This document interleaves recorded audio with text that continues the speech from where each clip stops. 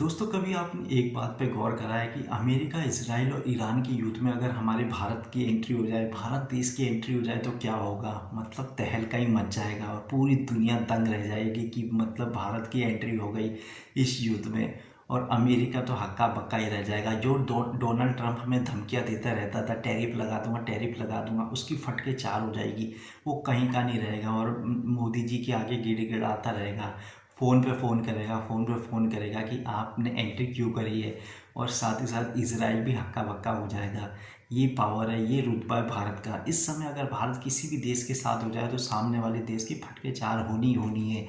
लेकिन दोस्तों, इसमें दिक्कत की क्या बात है? दिक्कत की सबसे बड़ी बात होती है कि इसमें नुकसान सिर्फ और सिर्फ हमारा ही होगा, क्योंकि हमारे सबसे ज़्यादा वेपन जाएंगे, इसमें पैसे जाएंगे, बहुत ज़्यादा पैसों का हमें लॉस होगा।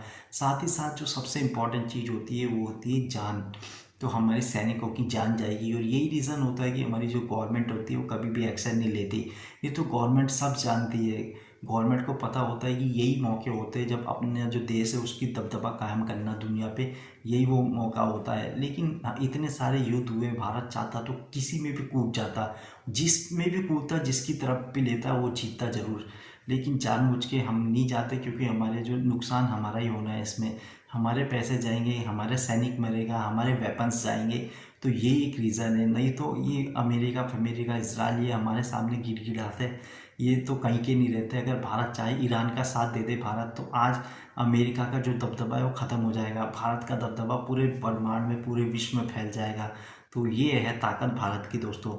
बस ये होता है कि थोड़ा रिस्क फैक्टर ज़्यादा हो जाते हैं, और यही रीज़न है कि हम भारतीय मतलब कि थोड़ा इमोशनल होते हैं, और इसी कारण से होना भी चाहिए। और यही रीज़न है कि हम युद्ध में नहीं जाते। नहीं तो आज अगर भारत इस स्थिति में कि किसी भी देश के साथ खड़ा हो जाए, ईरान के साथ खड़ा हो जाए, तो अपना आप सामने वाले देश की फटके चार हो जाएगी।